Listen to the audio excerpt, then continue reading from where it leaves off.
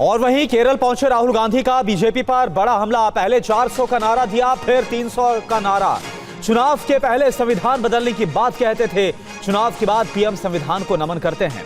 वाराणसी से पीएम चुनाव हारते हारते बचे हैं राहुल गांधी ने एक बार फिर से यह बयान दिया है। आज अयोध्या के लोगों ने हिंसा नफरत के खिलाफ संदेश दिया। राहुल गांधी का यह बयान केरल में। Before the election, you saw BJP leaders saying we will tear up the constitution, we will throw the constitution away, we will change the constitution. Arrogance of power. After the election, you saw the Prime Minister doing this to the constitution. The truth is the Prime Minister barely escaped in Varanasi. And he would have been defeated himself in Varanasi. The BJP was defeated in Ayodhya. So even the people of Ayodhya have sent a message to the BJP that we do not appreciate hatred and violence. और UP चुनाव को लेकर अखिलेश यादव का बड़ा बयान सामने आया है। उन्होंने अगले विधानसभा चुनाव में 300 विधायकों के साथ सरकार बनाने का दावा किया है। यूपी में अच्छे प्रदर्शन के बाद अखिलेश यादव सफाई में पार्टी कार्यकर्ताओं से मिल रहे थे। उसी दौरान उन्होंने 2027 का टारगेट सेट कर दिया है। पार्टी कार्यकर्ताओं में जोश भरते हुए उन्होंने कहा कि पार्टी का अगला लक्ष्य 2027 का यूपी विधानसभा चुनाव है। उन्होंने पार्टी कार्यकर्ताओं से अभी से 2027 की तैयारी में जुट जाने के लिए कहा है। उन्होंने 300 विधायकों के साथ यूपी में सरकार बनाने का दावा किया है। लोकसभा चुनाव में यूपी की 37 सीटों पर समाजवादी पार्टी को जीत मिली है। चुनाव में बड़ी जीत के बाद पार्टी कार्यकर्ताओं का जोश आई है। अखिलेश यादव चाहते हैं कि पार्टी कार्यकर्ताओं का ये जोश 2027 तक हाई रहे। अखिलेश यादव ने यह भी कहा कि यूपी में हार से बीजेपी निराश है और 2027 में सरकार नहीं बच पाएगी। ये पहली बार हारे, इसी में उनका चेहरा उतर गया। बता, हम लोग तो कितना हारे, लेकिन उसके बाद भी निराश नहीं हो। ये तो एक ही हार में बिल्कुल निराश हो गए। तो इसका मतलब ये है कि 27 ये बचा नहीं पाएंगे। और अहम खबर है, बीजेपी को जल्द मिल सकता है नया कार्यकारी अध्यक्ष। पीएम मोदी के इटली दौरे से लौटने के बाद नए कार्यकारी अध्यक्ष के नाम पर फैसला होगा।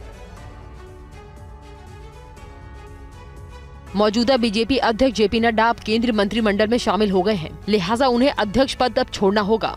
ऐसे में पार्टी नया कार्यकारी अध्यक्ष चुनने की प्रक्रिया बहुत जल्द शुरू कर सकती है। खबर है कि पीएम मोदी के इटली दौरे से वापसी के बाद बीजेपी संसदीय बोर्ड की बैठक होगी, जिसमें कार्यकारी अध्यक्ष की नियुक्ति पर मुहर लग सकती है। माना जा रहा है कि संसदीय बोर्ड नड्डा को संगठन की चुनावी प्रक्रिया पूरी होने तक अपने पद पर बने रहने के निर्देश दे सकता है और साथ ही कार्यकारी अध्यक्ष की नियुक्ति भी कर सकता है।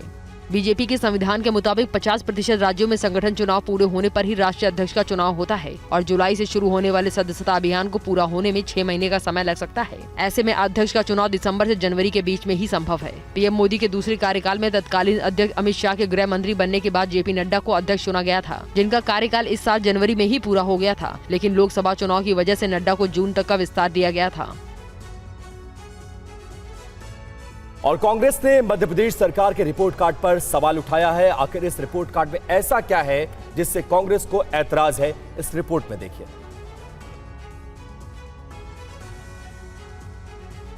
अपनी 6 महीने की रिपोर्ट कार्ड में मध्य प्रदेश सरकार ने बताया कि केन बेतवा लिंक के जरिए नदी जोड़ो अभियान के लिए जमीन विवाद खत्म हो गया।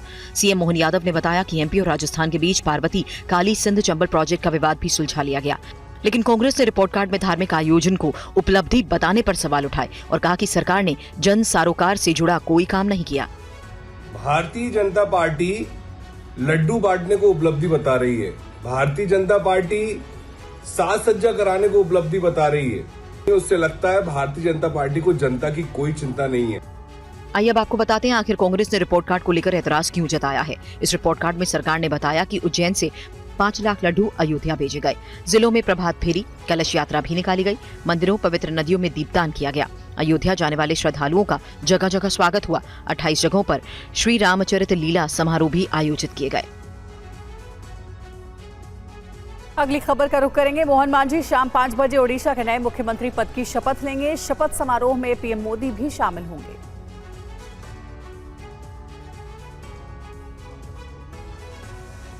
मोहन मांझी उड़ीसा के 15वें और बीजेपी के पहले मुख्यमंत्री होंगे। पार्वती परिदा और केवी सिंहदेव राज्य के उप मुख्यमंत्री होंगे। मोहन मांझी की गिनती राज्य के तेजतर्रार आदिवासी नेताओं में होती है। मोहन मांझी ने साल 1997 में अपने राजनीतिक सफर की शुरुआत की थी। 1997 में पहली बार रायकोला पंचायत के सरपंच बने। साल 2000 में क्यूझर से पहली बार विधायक चुने गए। बीजेपी आदिवासी मोर्चा के सचिव भी रह चुके हैं। उड़ीसा विधानसभा में पार्टी के चीफ व्हिप भी रह चुके हैं। मोहन मांझी बेहद ही साधारण परिवार से आते हैं और इनके पिता सिक्योरिटी गार्ड का काम करते थे। मोहन मांझी को सीएम चुनने की मुख्य वजह भी अब आप समझिए। क्योझर से 4 बार के विधायक मोहन मांझी मजबूत आदिवासी नेता की छवि रखते हैं। उड़ीसा में बीजेपी का बड़ा आदिवासी चेहरा है। आदिवासी अधिकारों की मुखर आवाज माने जाते हैं। करीब 23% आदिवासी आबादी पर इनका असर है। खनन माफिया के खिलाफ मुहिम चला चुके हैं। संघ से काफी पुराना जुड़ाव रहा। मोहन मांझी के सीएम बनने से झारखंड चुनाव पर भी असर पड़ेगा।